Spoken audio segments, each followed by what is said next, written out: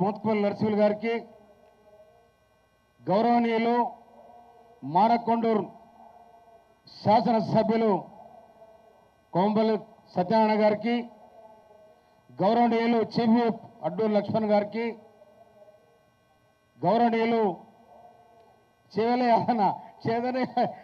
యాదన్న అంటే ఎమ్మెల్యే 3 సార్లు, అన్ని పదవులు యాదనకే ఉంటాయి. యాదన నీకు దండం. తర్వాత పోయిన సర్కార్తోని, పోయిన ఫాసిస్టు పాలనతోని కత్తుల కోలాటమాడిన నా కాసిమన్న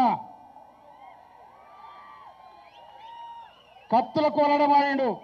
తీసుకుపోయి 4 నెలలు జైలు వేసిన ఎహని నువ్వేంద్రా అని ఈ జాతి కోసం, ఈ వ్యవస్థ కోసం, ఈ ప్రజల కోసం నేను ప్రాణాల సిద్ధమని చెప్పి ఒక ప్రొఫెసర్గా, ఒక మాదిగ ప్రొఫెసర్గా నిజంగా జైల్లో ఉన్న మహా కత్తుల కోలాటం వాడిన కాసిం, ఎంఆర్పిఎస్ అధ్యక్షుడు తమ్ముడు నరేష్ గారికి, మల్లన్న గారికి, సుహాకరణ గారికి, నాగరం అంజన గారికి, తదితర వేదిక మీద ఉన్న మీ అందరికీ చలో అందరికీ నమస్కారం. తమ్ముడు ఏపూర్ సోనకు, ఆ కళాకారులకు అందరికీ, ముందు కూర్చున్న ఆనందమ్మలకు హృదయపూర్వక ధన్యవాదాలు. ఇలా మాదిగోలు అంట. మాదిగ సమాజానికి ఈ వ్యవస్థతోని సంబంధాలు ఉన్నాయి. ఎందుకు ఈ మాదిగ వ్యవస్థను వాళ్ళు వ్యతిరేకిస్తున్నారు అంటే, ఇవాళ నేను వెంకటస్వామి గారికి సవాల్ చేస్తా ఉన్నా. నువ్వు ఎస్సీ వర్గీకరణ వ్యతిరేక పోరాటం చేస్తా ఉన్నాం. దాన్ని మేము అణగదొక్కుతాం, నిలబెడతాం. రేవంత్ రెడ్డి గారి నాయకత్వంలో మేము తీసుకుంటాం. అది జాగ్రత్త బిడ్డ అని చెప్తున్నా నేను. నువ్వు మా మాదిగలకి ఏం చేయ, నీ తోడున్న మానలకి ఏం చెప్పినా ఏం చేసావో చెప్పాలి. నీకు తోడున్న మానలకి ఏం చేసావో చెప్పాలి. నీ అయ్య కాంచి మొత్తం రిజర్వేషన్ పేరు మీద కోట్లు సంపాదించారు మీరు. చిన్న మీరు ఇక్కడ ఎవరు రావద్దు ప్లీజ్. మీరు పక్క జరగండి మీరు పోండి. ఇవాళ రిజర్వేషన్ పేరు మీద మీరు మీ నాన్న కోట్లాది రూపాయలు సంపాదించారు. ఇవాళ మాకేం పెట్టకును. మేము ఎవరు కూడా మీ ఎంగి చేయకూడదు దాపాం, మేము ఎడవ చేయకూడదు దాపాం. శరంతోనే బతికే బాధక జాతి ఇది. ఇంకొక మాట చెప్తున్నా నేను. మేము కరాఖండిగా ఉన్న శౌర్యం ఉన్న ఆవుపోయారు వస్తే దానికి వెళ్ళిన గోర్జాన్ని మేము పందిరి కడితే ఊరంతా వచ్చి అడకపోయే వాళ్ళు. అది మోదక గోర్జం. ఇవాళ మనం ఎత్తుకేసుకున్న రంగు ఎక్కడికెక్కానా? అదే ఈరగాసు ఆనాడు. ఈరగాసు ఆనాడు ఆ మాదిగా ఆడుద్ది అది చెప్పుల వృద్ధుడు. ఆ చెప్పుల వృద్ధిన కర్రమని ఎత్తి రుద్దుకుంటున్నాం. వాడు సైంటిస్ట్ మాదిగాడు.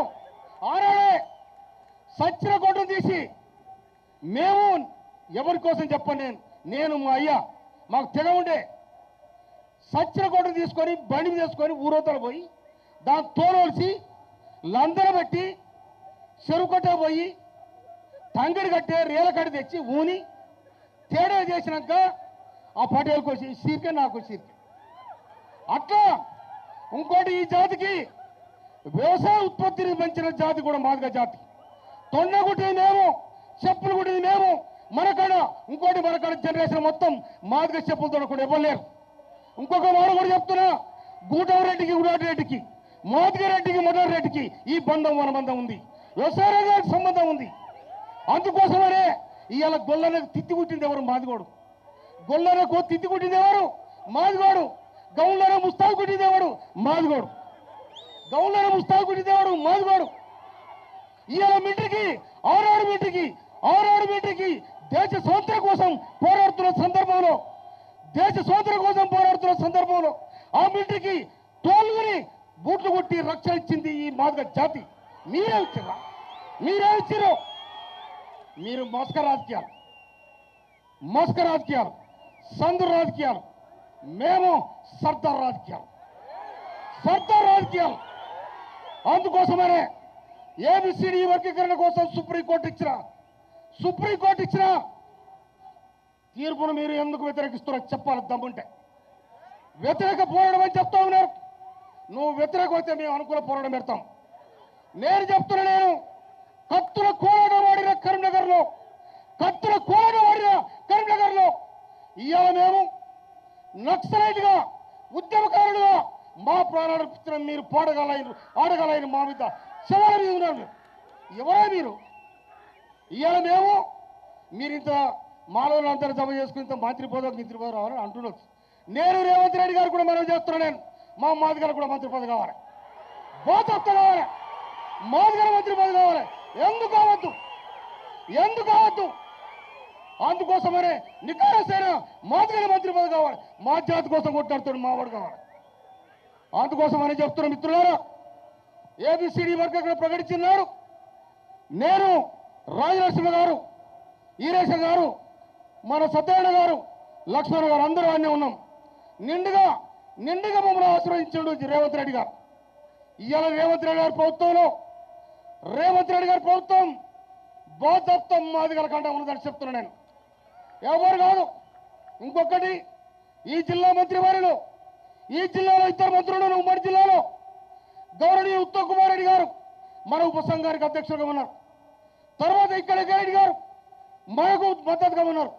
మొత్తం మంత్రివర్గం మొత్తం మనకు మద్దతుగా ఉన్నది.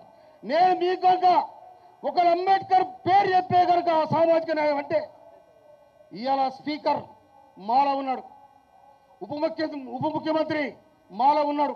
నిజంగా కూడా మాదిగలకు పదవి కావాలని ఎందుకు అడగలే? మీకు ఎందుకు అడగలే? అందుకోసమనే బోధప్తా అడుగుతాం, తీసుకుంటాం. మేము ఎవరు భయపడతాం కాదు. పూడో లేకుండా షరతులు బతికినాం. పూడో లేకున్నా ఆ గొడ్డును కోసుకొని ఒంటితురుకు ఆడబెట్టుకొని ఆ పూడ కట్టుకునే వాళ్ళం మేము. ఎవరు మీరు ఇలా? అందుకోసమనే చరిత్ర రాసిన బాధే. ఇంకొక మాట చెప్తున్నా నేను. భారతదేశాన్ని ఏలింది బాబు జగ్జీవన్ రామ్. ఈ దేశానికి ప్రధానమంత్రి సందర్భంలో అగ్రకుల వ్యవస్థ ఏమైనా కూడా బాబు జగ్జీవన్ కాంగ్రెస్ పెట్టుకొని భారతదేశానికి భారత ప్రధానమంత్రి అయ్యే అవకాశం దక్కించుకున్న మొనగాడు మాదిగోడు. అందుకోసమనే మాదిగోడికి అంత శివరి కూడా, మాదిగోడికి శివరి ఎవరు కూడా ఎవడంటే కర్రు మాట్లాడు. నేను ఇంకో మాట చెప్తున్నా. నేను 2001 చిత్తగొత్తురులో తిరుగుతున్నా. ఎప్పుడు ఎమ్మెల్యే కావాలనుకుంటా నేను ఎప్పుడు ఎమ్మెల్యే కావాలనుకుంటాను. సగం మాలైతే సగం సాలేత. తర్వాత ఎలమాల వాడు ఎవడి మాలోడు. నీ అమ్మ ఈ పొత్తు ఎన్నటి తెగుతున్నాను అనుకున్నాను నేను. ఆ పొత్తు అయితే ఉన్నది. నేను 2001 అనుకున్నా. 2023 మంత్రుల సామెల ధర ఎవడా అనుకున్నాను నేను. 2023 నేను ఆప్య సమ్మేళనం పెడితే నేను అనుకున్నా పార్టీకి రాజు పీక్ పడేసిన, పీక్ అవతల పడేసిన. నాది కాదు, ఇది నాదే కాదు, నా జాతి కాదు అనుకున్నా నేను. జూన్ 23, 2023 జూన్ 30 తారీఖు నాడు, 29 తారీఖు నాడు ఆయనకు పిల్లగాడు ఎవరు కేటీఆర్ వచ్చి 40,000 మేరతో గెలిపారు అని చెప్పాడు. ఎట్టగెడతారు చూస్తాను అనుకున్నాను. జూలై 14 తారీఖు నా బర్త్డే ఉండే. సాధ్య సమ్మేళనం పెట్టా. అధికార పార్టీలోకి వెళ్ళి నేను వెళ్ళాను. అదే అంటే వస్తారా రారా అనుకున్నా. 1000-1500 మంది వస్తే నేను వెళ్ళేది రా అనుకున్నా. నీ తనకి 7,000 మంది వచ్చి ఒక్క తనకి అయిపోయింది రా అనుకున్నా నేను. కానీ కాంగ్రెస్ పార్టీ నిటారుగా నిలబెట్టి మంత్రుల సామాన్లు టికెట్ ఇచ్చింది.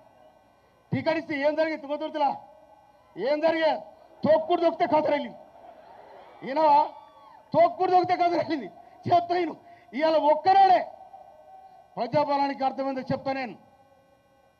ప్రజలను ఏంటో ఉన్నారు, కాంగ్రెస్ పార్టీ అంటే ఉన్నారు. రేవంత్ రెడ్డి గారు సభ పెట్టి నేను, కేసీఆర్ కూడా సభ పెట్టిండు. ఒళ్ళెక్కలు అని వెళ్ళిపోయాడు. ఎందుకంటే వీళ్ళ కథ ఎక్క. ఎందుకంటే వాళ్ళు చేసింది ఏమీ లేదు. ఏం చేసిరు వాళ్ళు కట్టించింది ఏంటిది? ఇద్దరికి నీళ్ళు కొద్దిగా ఈరోజు ఏమనుకోదు, మంచిగా మాట్లాడతా. ఒక్కరే నాకు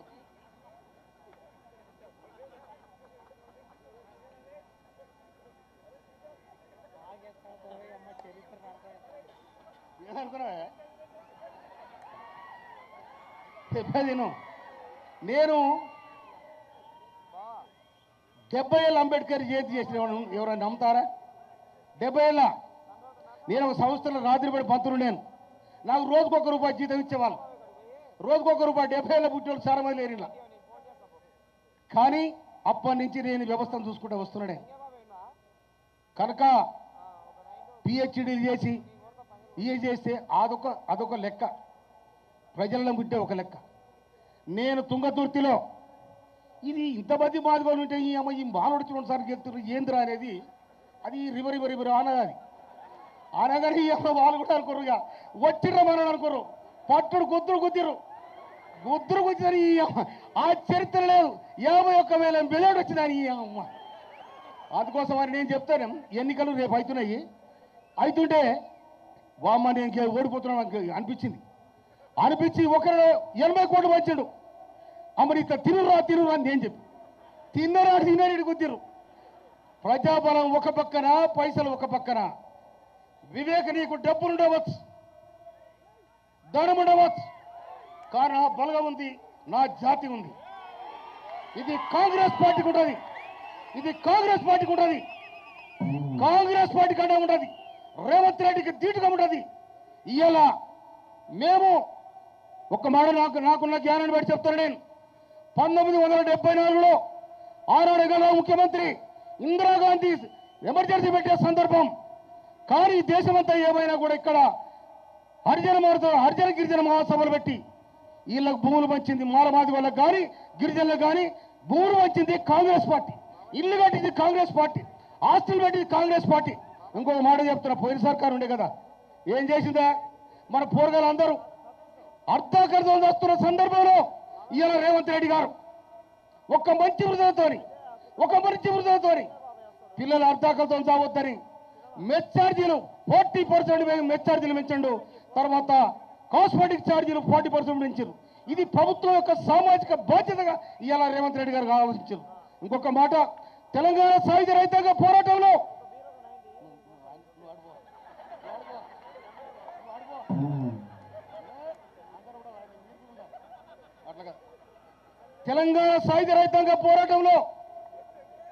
తెలంగాణ సాయుధ రైతాంగ పోరాటంలో ఇసురుని దొరలతోనే ఇయ్యమాడిన, కయ్యమాడిన, కత్తులు దూసిన, కోములు అడుగులు కుట్టిన సాకలైలమ్మ పేరుడు కోటి, హైదరాబాద్ కోటిలో ఉన్న మెడికల్ కాలేజ్కి, మహిళా యూనివర్సిటీకి ఆ నామకరణ చేసిండు. అది సామాజిక బాధ్యత. మీరేం చేసిరా? పోయిన కేసీఆర్ ఏం చేసిన?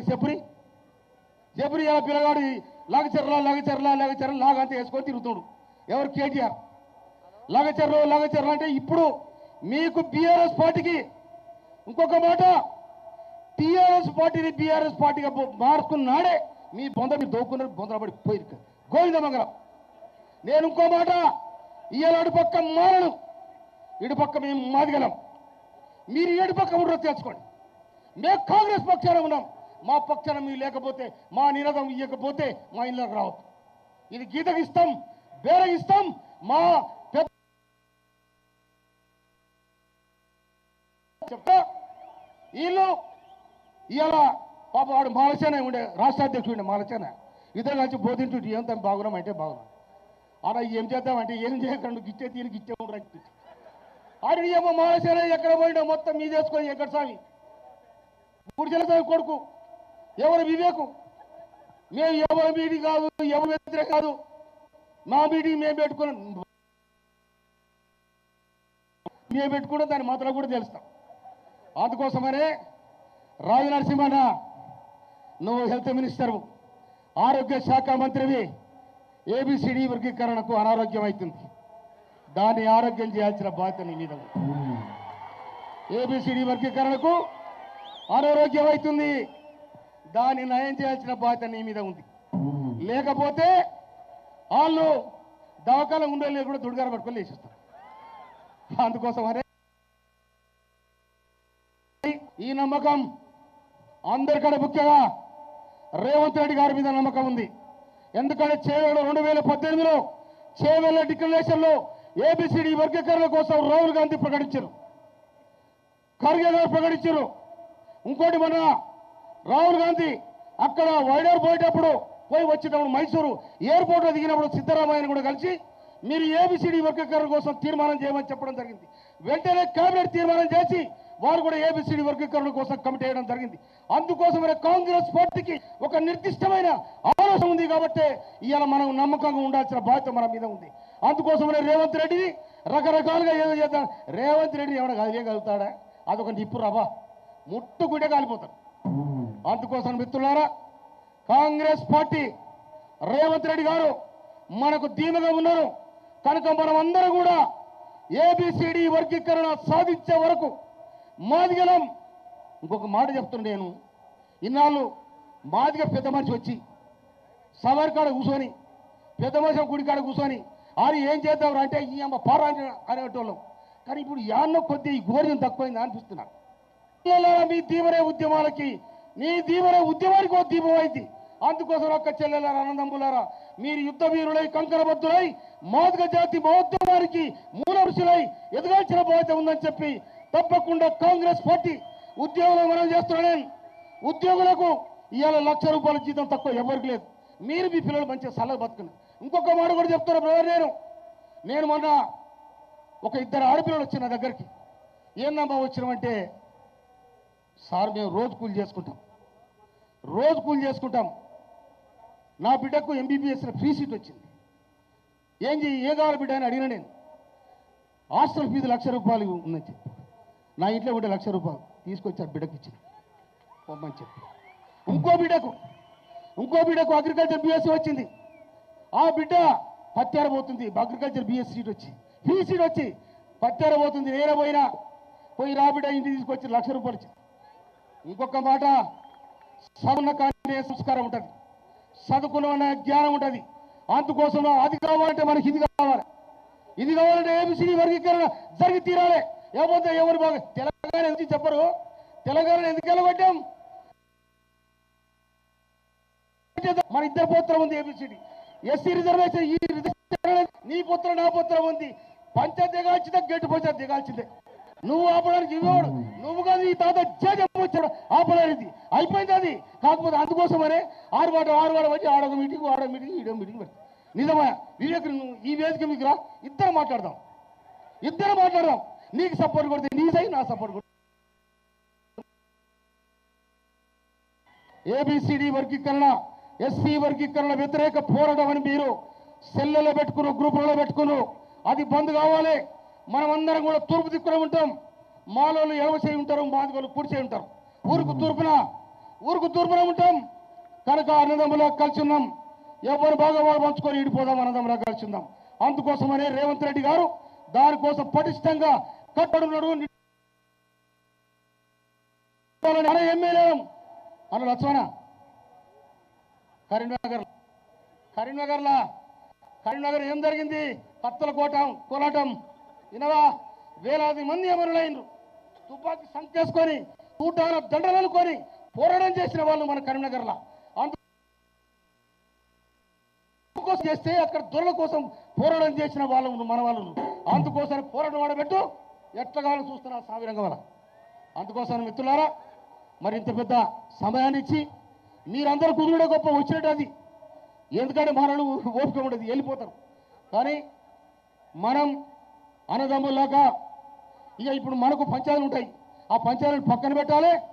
మనమందరం కలిసిమెలిసి ఈ ఏబిసిడి వర్గీకరణ కోసం సుప్రీంకోర్టు ఇచ్చిన తీర్పు కోసం అది అమలైనంత వరకు అలిపెరుగని పోరాటం చేయాలని ప్రభుత్వాన్ని, రేవంత్ రెడ్డి గారిని కూడా మేము అసెంబ్లీలో రేపు 9వ తారీఖు నాడు అసెంబ్లీ ప్రారంభమవుతా ఉంది. అసెంబ్లీలో కనిపిస్తాం. అయ్యా మా సంగతి ఏంటో అడుగుతాం. మేము రేవంత్ రెడ్డి గారు కూడా విజ్ఞప్తి చేస్తాం.